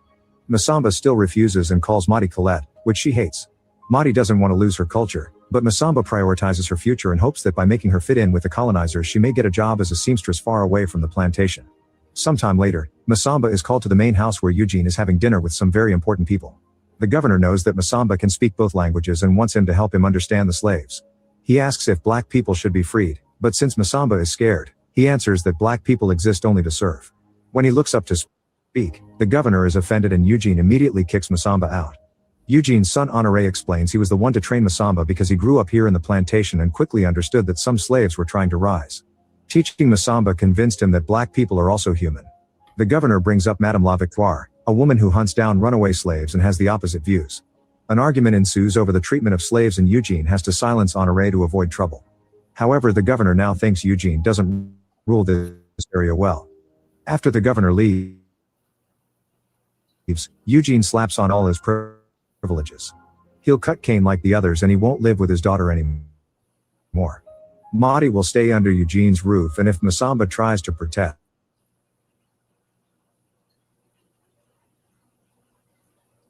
he'll kill her.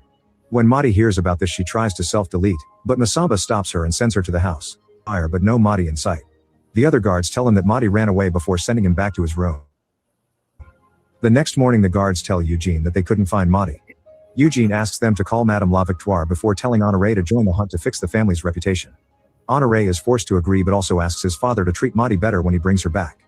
Afterward Masamba is tied to the ground and whipped for several minutes to make him talk, but he has no idea where Madi went.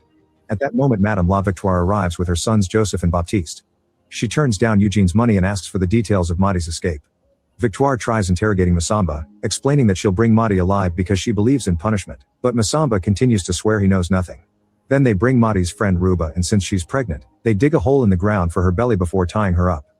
They only need to whip her feet once before she tells them Madi went looking for the Fibami village. Victoire has heard of the legend before and immediately leaves with her sons and Honoré to start the search. Using Madi's clothes, a dog follows her smell through the forest until Victoire finds marks on the ground that indicate Madi met someone and left with them. A few hours later, the group notices there are no more traces to follow, but they can see a hill in the distance. They decide to get to the top and watch for a while to see if anyone will come out of hiding.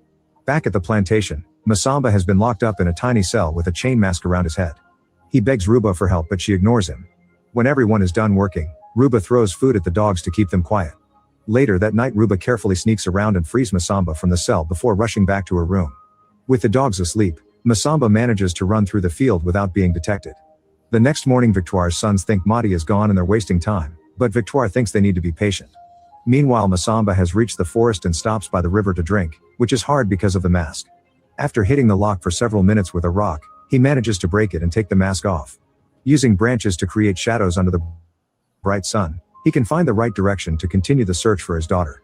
That night Victoire scolds Honoré for eating without manners like a black savage and forces all the boys to pray. She explains God has always been her guide and saved her in the darkest times. Honoré has already heard her story. He knows she was abused as a child, forced into an unwanted marriage as a teenager, and the first woman on the island to be divorced. He thinks she's the only person on the island who knows the horrors the slaves go through and should be sympathetic, but Victoire insists that the church has proven that black people have no souls. She doesn't think it's her place to question the church yet Honoré can tell she has doubts. During the night, Masamba dreams that his wife is by his side. The following day Masamba starts going up the hill and is seen by Victoire. When he starts wandering among the trees, he hears a noise and finds a black man named Kabidi who guides him around. There's also a black woman with a baby and together they all hide from Victorire's group because they've entered the woods to look for them.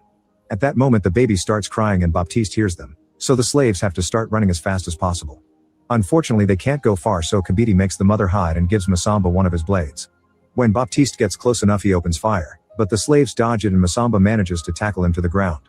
Baptiste fights back as Masamba tries to hit him to knock him out. However Masamba freezes when suddenly Honoré calls his name and asks him to surrender. Kabidi then appears behind Honoré and quickly kills him by slashing his neck. After asking Masamba to do the same, Kabidi runs to hide. Masamba stares at Baptiste but he can't bring himself to do it, so he runs away too. With Joseph now running after him, Masamba moves as quickly as possible until he's suddenly tackled by a black man named Rado, who helps him find a place to hide. Once Joseph leaves, the men keep going and Rado explains he's looking for the Fibami village. They stop at a cave where Rado shares the little food he has plus a fresh shirt while telling the story behind his uniform.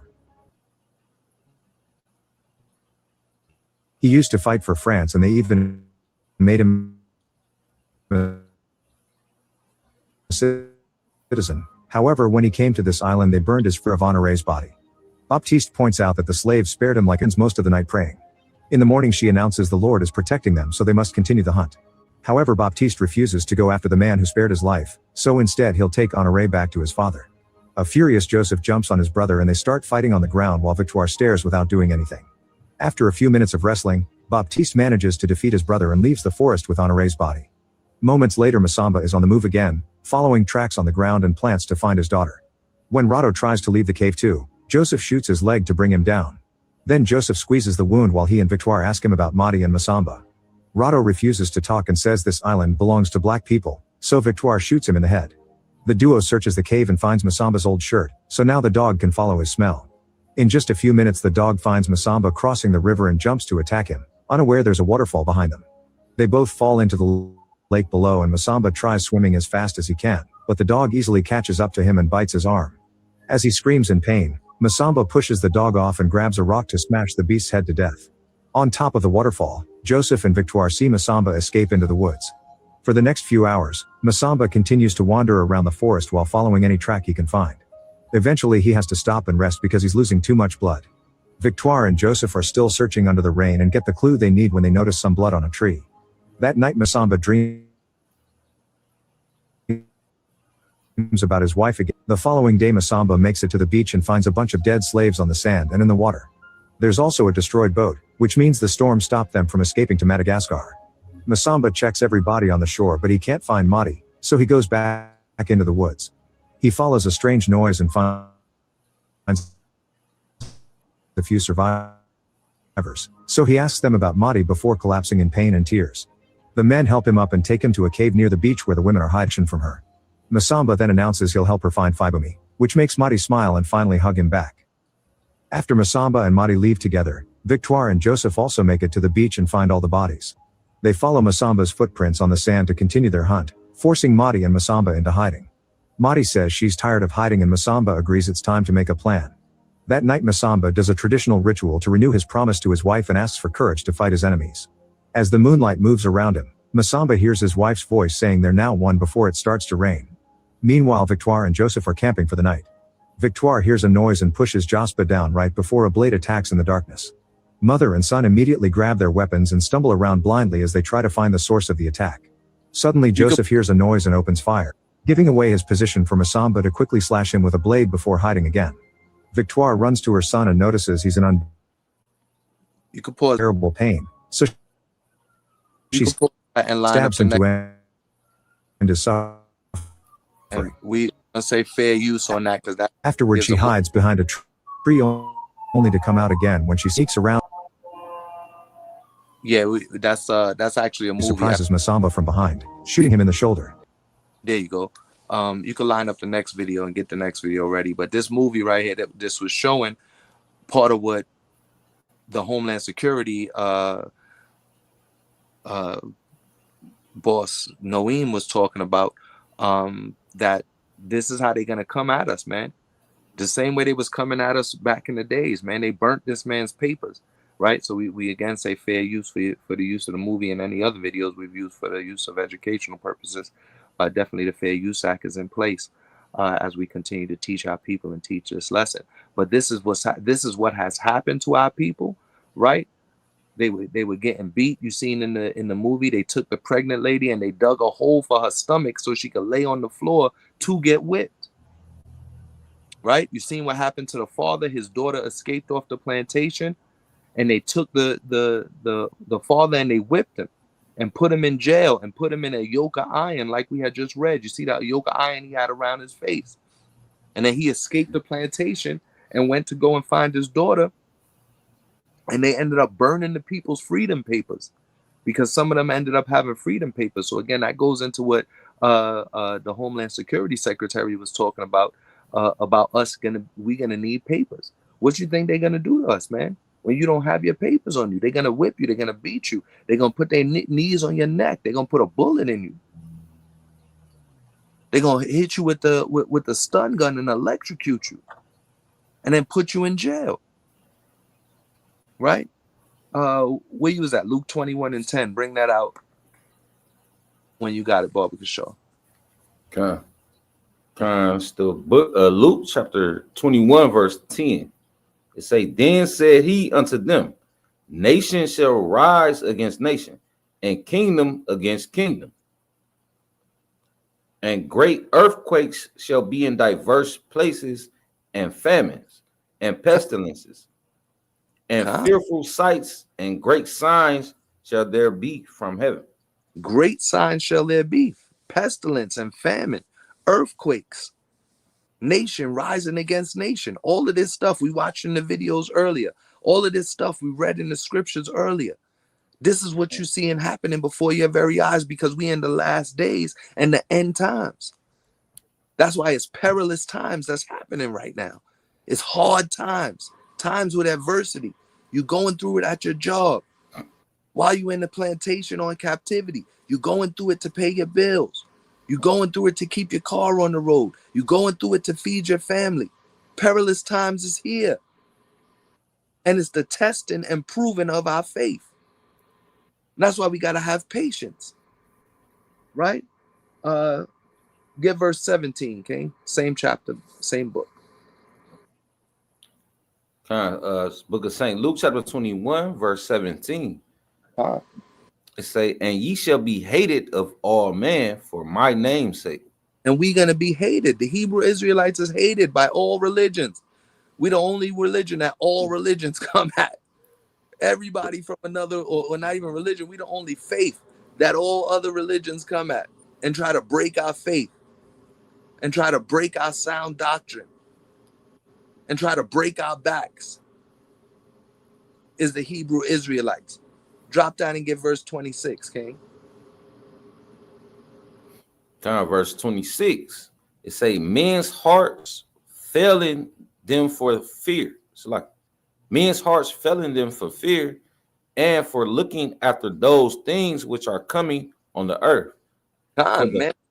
Men's hearts is failing them from fear because they are looking and they're seeing what is now happening and coming on the earth through prophecy. Remember, we started off with the prophets before us prophesied of war, of pestilence, of nations, and then we just read in this same chapter how Yahushua said nations are going to rise against nations, earthquakes are going to be coming, famine and pestilence. The same thing the prophets before Yahushua, well, before Yahushua walked the earth in the body of Yahushua, they were prophesying those same things. And then he came and prophesied. And now we're coming and prophesying those same things, right? Get 2 Peter chapter 3 and start at verse 3. We'll probably just go to maybe one or two more videos because it seemed like the videos is coming through a little chopped up. You hearing them chopped up too, right? Yeah. Yeah, so we ain't gonna go to all the videos. Maybe go to a couple more. Bring it out when you got it though, Kings. And you can line up that video, the next video, and we'll try like two more videos. If they don't play good, then we just gonna go ahead and go through a few more scriptures. I had a video lined up where it showed the northern tribe, Gad and Reuben getting attacked by ICE. A brother had recently just got attacked by ICE. They threw smoke bombs in his car while he was in there with his kid. That was Southern tribe. I believe he's from Judah. And then I had another video with some more northern tribe getting attacked by ICE, but they attacking the so-called Native Americans. They attacking the Hispanics, and they attacking the so-called blacks. They attacking the 12 tribes of Israel. And this is what we looking for and what we hoping for. Read that, King. 2 Peter 3 and verse 3. This is the book of 2 Peter chapter 3, verse 3. It say, knowing this first, that there shall come in the last days scoffers, walking after their own lust. Walking after their own lust. That's what you see happening now. Read on. And saying, where is the promise of his coming? And that's what we're hoping for, the promise of his coming, right? So you got all these other people out there, especially Muslims, saying, look, where's the promise of his coming, right? Especially atheists out there, especially Buddhists out there, especially people that say that we Hebrew Israelites are wrong, that Yahushua is not coming back to save only Israel. They say, look, where's the promise of his coming? So they mock us because they feel that the promise of his coming is a false promise. They feel that the promise of his coming is not going to happen. And we're teaching about the promise of his coming, that these things must happen so that the Most High sends Yahushua back in the promise of his coming. So we're waiting for the Most High to send Yahushua back. We believe and we trust in that promise, right? Get Matthew 24, and we're going to start at verse 8. But go ahead and play that video, King. Since you may recognize Native American actress Elaine Miles from her roles in Northern Exposure, The Last of Us, and Smoke Signals. She says ICE agents approached her last month near a bus stop in Redmond, Washington, telling them that it was from a federal.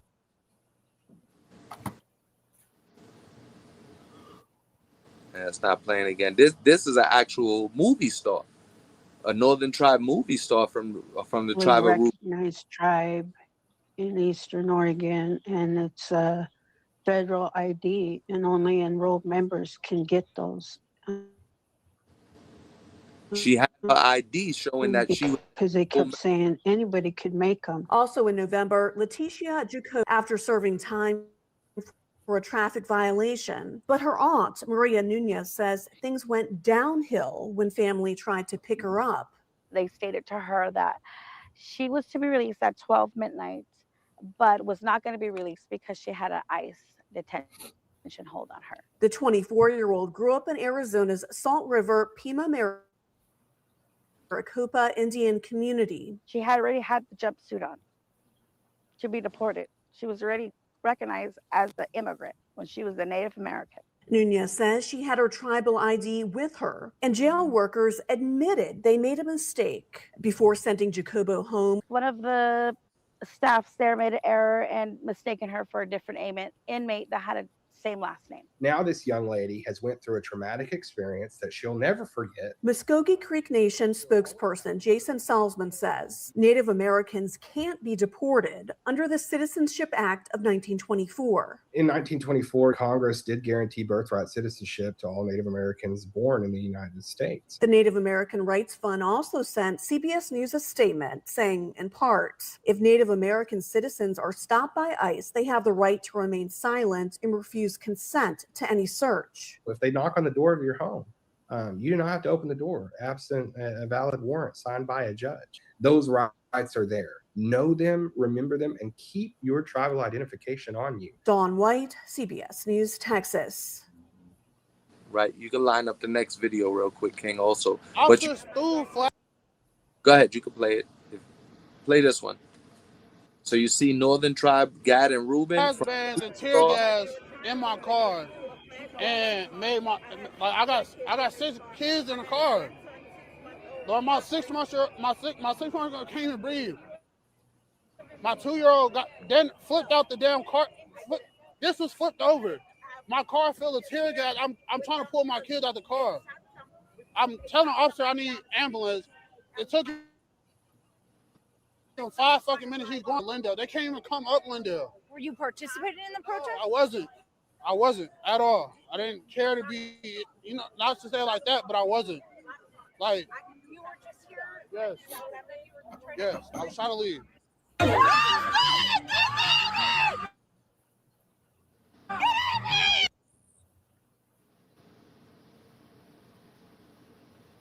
So you see they doing it to Gad and Reuben. It was a superstar movie star with Gad. You can let that video play. Go ahead, right into the next one. Play them all back to back to back. Yep. You see the brother. He had his.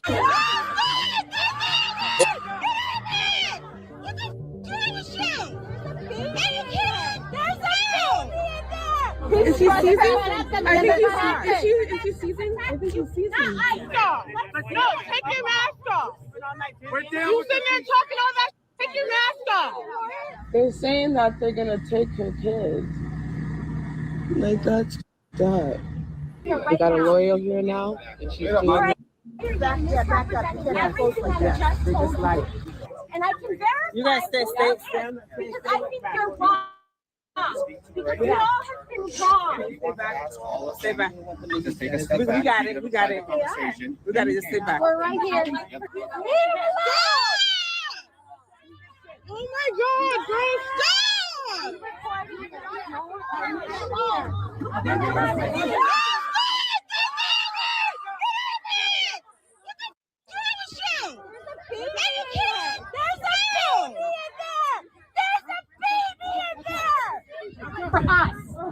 Don't forget that. She's not charged. She doesn't have charges. Why are you taking her? God, you can press pause. Right? So you can pause the video. Because the point of the point of those 3 videos is just to show that they don't have no regard, young nor old. They don't have no regard for our women, our children. They don't have no regard for our brothers. They don't have no regard for the rich of our people. Like I said, that Native American sister from the tribe of Gad and the other sister from the tribe of Reuben down in Arizona. That was a young sister. They done put her in jail and arrested her, right? They went, and they were talking about having a tribal ID on you. So that's what the Homeland Security Secretary was talking about, Christine Noem. You got to have your paperwork on you. That's what that video we watched of with them slaves. Them slaves don't have them paperwork on them. When they out there, they gonna get killed and choked out. And that's what you see happening right now today. They choking our people out, pulling the babies out the car. They threw smoke bombs in the brother's car. He had a 6-month-old. He says 6-month-old can't even breathe properly now because they threw smoke bombs in the back of his car.